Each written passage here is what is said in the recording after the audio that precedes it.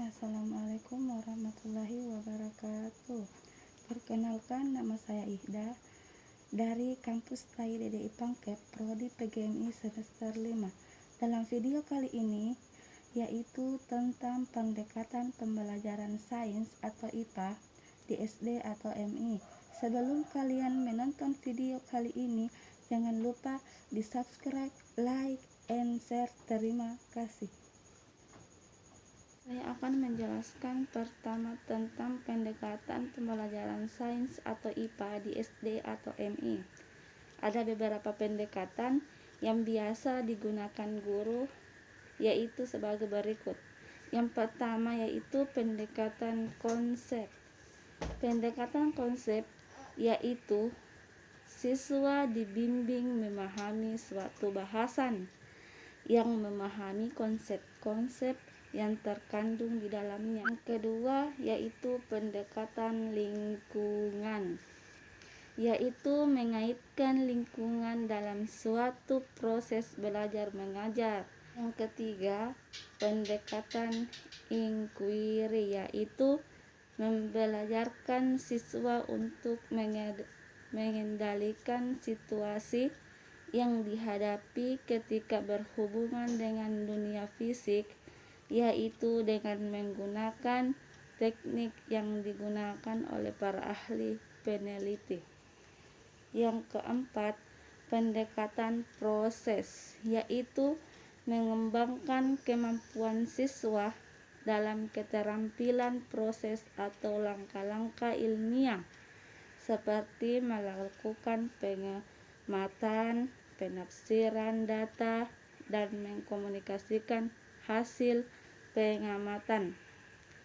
Yang kelima, pendekatan interaktif, yaitu memberi kesempatan pada siswa untuk mengajukan pertanyaan, kemudian melakukan penyelidikan yang berkaitan dengan pertanyaan yang mereka ajukan. Yang keenam, pendekatan pemecahan masalah, yaitu berhubungan dengan masalah yang harus dipecahkan melalui praktikum atau pengamatan. Yang ketujuh yaitu pendekatan sains, teknologi, dan masyarakat, yaitu siswa tidak hanya mempelajari konsep-konsep sains, tetapi juga diperkenalkan pada aspek teknologi dan bagaimana teknologi itu berperan masyarakat. Yang kedelapan yaitu pendekatan terpadu, yaitu memadukan antara dua unsur atau lebih dalam suatu kegiatan pembelajaran.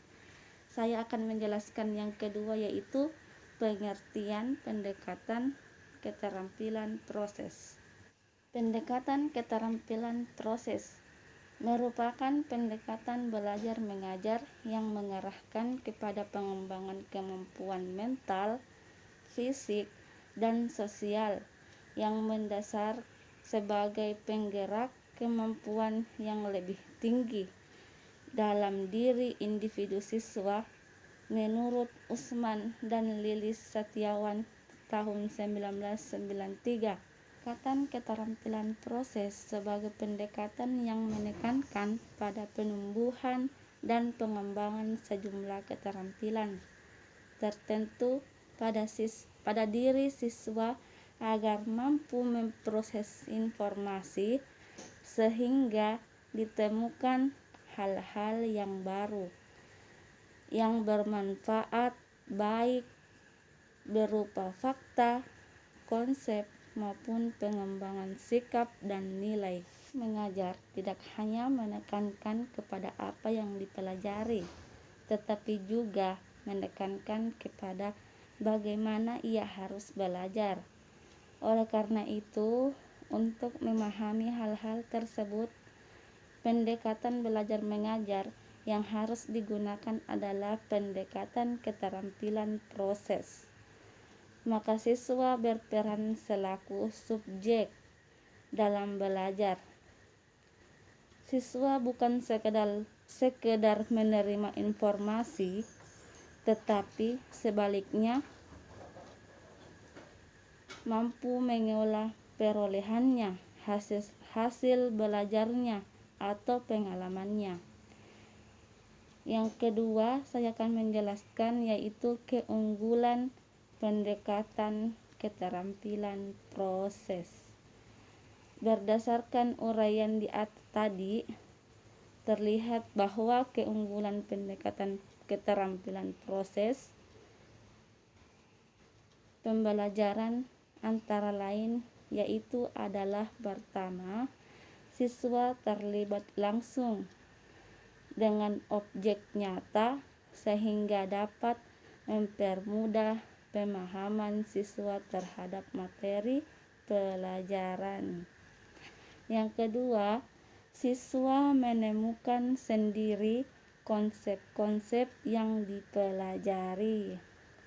Yang ketiga, melatih siswa untuk bertanya dan terlebih aktif dalam pembelajaran. Yang keempat, melatih siswa untuk berpikir lebih kritis. Yang kelima, memberi kesempatan kepada siswa untuk belajar menggunakan metode ilmiah. Yang ketiga, saya akan menjelaskan yaitu prinsip-prinsip pendekatan keterampilan proses. Dimyati dan Mujiono tahun 2006 menyatakan adanya sebagai keterampilan proses. Keterampilan tersebut terdiri atas pertama, keterampilan dasar skill atau basic skill. Yang kedua, keterampilan terintegrasi atau integrated skill. Keterampilan dasar basic skill menjadi landasan untuk keterampilan integrasi yang lebih kompleks, diantaranya yaitu pertama, mengamati, merupakan tanggapan kita terhadap objek alam dengan menggunakan panca indera. Kemudian, mengamati merupakan keterampilan paling dasar dalam proses dan memperoleh ilmu pengetahuan, serta merupakan hal yang penting untuk mengemukakan keterampilan proses yang lain. Yang kedua, mengklasifikasikan merupakan keterampilan proses untuk memilih sebagai objek peristiwa berdasarkan sifat-sifat khususnya sehingga didapatkan golongan atau kelompok sejenis dari peristiwa yang dimaksud. Yang keempat, mengukur dapat diartikan sebagai membandingkan yang diukur dan satuan ukuran tertentu yang telah ditetapkan. Yang kelima, memprediksi dapat diartikan sebagai mengantisipasi atau membuat ramalan tentang segala hal yang akan terjadi pada waktu mendatang berdasarkan perkiraan pada pola atau kecenderungan tertentu atau hubungan antara fakta, konsep, dan prinsip ilmu pengetahuan. Yang keenam, menyimpulkan dapat diartikan sebagai suatu keterampilan untuk memutuskan terhadap suatu objek atau peristiwa berdasarkan fakta, konsep, dan prinsip ilmu pengetahuan. Keterampilan terintegrasi atau integrative skill, keterampilan yang diperlukan untuk melakukan penelitian. Yang pertama, mengenal variabel merupakan hal yang perlu dilakukan terlebih dahulu. Ada variabel termanipulasi dan variabel terikat. Pengenalan tersebut variabel berguna untuk merumuskan hipotesis penelitian. Yang kedua, membuat tabel dapat diartikan sebagai kemampuan menyajikan data yang diperlukan pada penelitian. Yang ketiga, membuat grafik adalah kemampuan mengolah data untuk disajikan dalam bentuk visualisasi garis atau bidang datar dengan variabel termanipulasi selalu pada sumbu datar dan variabel hasil selalu ditulis sepanjang suatu vertikal. Yang keempat, menggambarkan hubungan antara variabel dapat diartikan sebagai kemampuan mendeskripsikan hubungan antara variabel-variabel yang sama. Yang kelima, menggambarkan, mengumpulkan, dan mengelola data adalah kemampuan memperoleh informasi atau data dari orang atau sumber informasi selain dengan cara lisan, tertulis, atau pengamatan, pengkajian lebih lanjut secara kuantitatif atau kualitatif sebagai dasar pengujian hipotesis atau penyimpulan. Yang keenam, menganalisis penelitian merupakan kemampuan menelaah laporan penelitian orang lain untuk meningkatkan pengenalan terhadap unsur-unsur penelitian terdapat dalam suatu situasi, maka akan ada akibat tertentu yang dapat diduga akan timbul. Yang kedelapan, merancang penelitian dapat diartikan sebagai suatu kegiatan untuk mendeskripsikan variabel-variabel yang dimanipulasi dan direspons dalam penelitian secara operasional.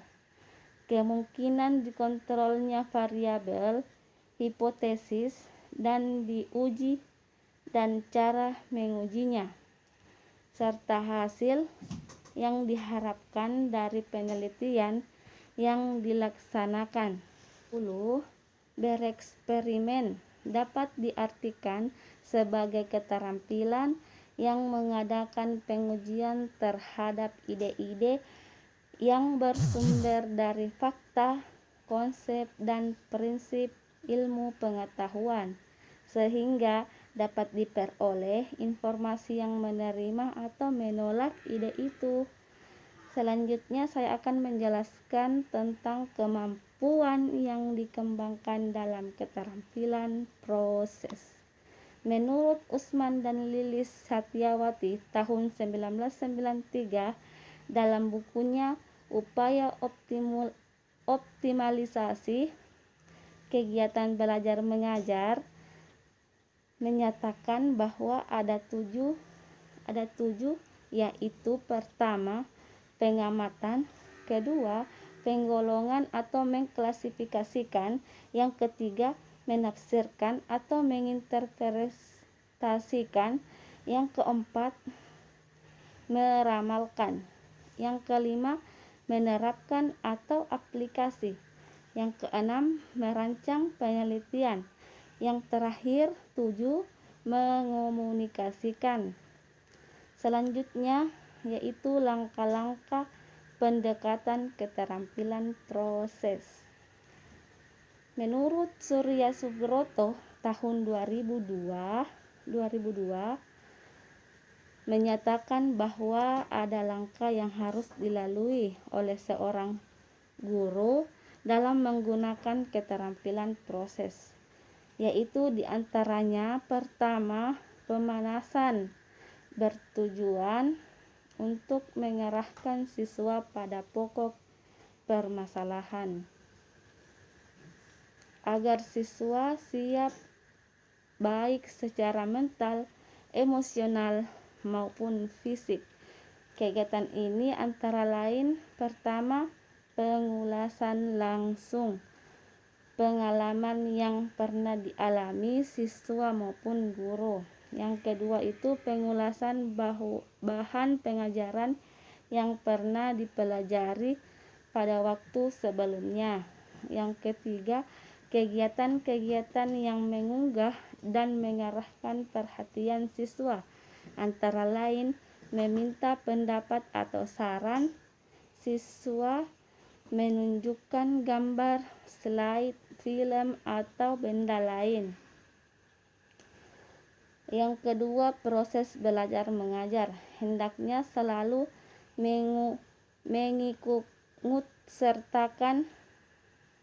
mengikutsertakan siswa secara aktif guna mengembangkan kemampuan siswa, antara lain kemampuan mengamati, menginterpretasikan, meramalkan, mengaplikasikan konsep, merencanakan dan melaksanakan penelitian, serta mengkomunikasikan hasil penemuannya.